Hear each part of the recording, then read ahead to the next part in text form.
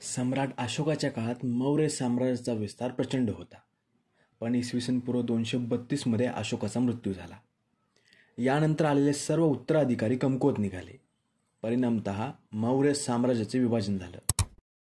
आता पश्चिम आणि पूर्व साम्राज्य असे दोन भाग पडले.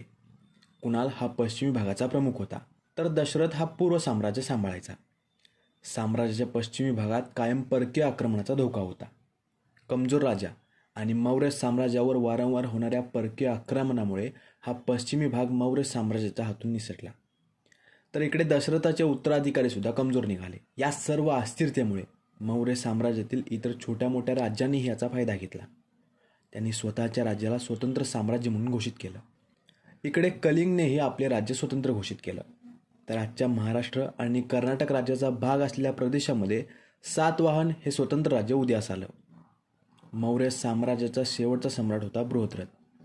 याचा कार्यकाळ येईपर्यंत मगध साम्राज्याचा विस्तार संकुचित झाला होता. बृहद्रथ याचा सेनापती होता पुष्यमित्र शुंग. साल होते इसवी सन पूर्व 184. बृहद्रथ लष्करी निरीक्षणासाठी आला होता.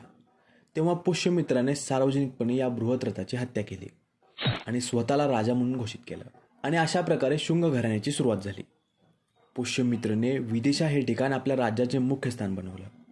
विदिशा हे ठिकाण आजच्या मध्य प्रदेशाचा भाग आहे. भारताच्या वायव्य भागाला बॅक्ट्रियन ग्रीक आक्रमणापासून वाचवण्याचे सुरुवातीला पुष्यमित्रासमोर आव्हान होतं. हे बऱ्याच कालावधीपासून भारताचा वायव्य प्रांत आपल्या ताब्यात घेण्याचा प्रयत्न करत होते. बॅक्टेरिया हा एक प्रदेश आहे जो ऑक्सस नदीच्या दक्षिणेला आणि हिंदुकुश पर्वतांच्या वायव्य भागामध्ये स्थित आहे. तुम्ही नकाशामध्ये या बॅक्टेरिया ठिकाणाचे भौगोलिक स्थान बघू शकता. याच्या पूर्वेला हिंदुकुश पर्वत आहे, तर उत्तरेला ऑक्सिस नदी. खरं पाहता एकेकाळी हे लोक सेल्युसट साम्राज्याचे सत्रपी होते.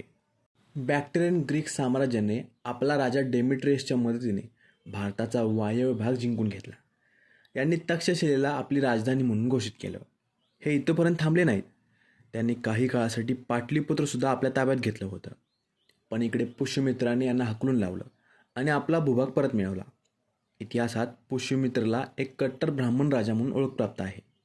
याने आपल्या कार्यकाळात 2 अश्वमेध यज्ञसुद्धा केले होते. याच्या कार्यकाळामध्येच मनुस्मृतीची रचना झाली. एक आदर्श हिंदू समाज कसा असला पाहिजे याबाबतच्या नियमांचा समावेश यामध्ये होतो. भृगु ऋषींनी मनुस्मृतीची रचना केली. बौद्धिक साहित्यामध्ये पुष्यमित्र हा बौद्ध धर्माच्या विरोधामध्ये होता. त्याने बौद्ध समुदायाचा छळ केला असा उल्लेख यामध्ये करण्यात आलेला आहे. असं मानलं जातं की पुष्यमित्राने जवळजवळ 84,000 बौद्ध स्तूपांना नष्ट केलं होतं. याशिवाय बौद्ध भिक्षूंना त्याने आपल्या भागातून हाकलून लावलं. याचे कोणतेच पुरावे इतिहासामध्ये सापडत नाहीत, पण बौद्ध साहित्यामध्ये याचा उल्लेख करण्यात आलेला आहे. पण याच्या विरुद्ध याच्या काळातच बौद्ध स्तूपांची सुधारणासुद्धा करण्यात आली होती. याचं चांगलं उदाहरण म्हणजे सांची स्तूप आणि भरूच स्तूप. या दोन्ही स्तूपांची डागडुजी पुष्यमित्र शुंगाच्या काळातच करण्यात आली होती. आतापर्यंत आपण शुंग घराण्याची सुरुवात कशा प्रकारे झाली याचा अभ्यास केला. आय होप हा व्हिडिओ आपल्यासाठी इन्फॉर्मेटिव्ह असेल. प्राचीन भारताच्या इतिहासातील अशीच माहिती मिळवण्यासाठी बुक्स तवा प्लेलिस्टला फॉलो करा. Thank you for watching and supporting books तवा.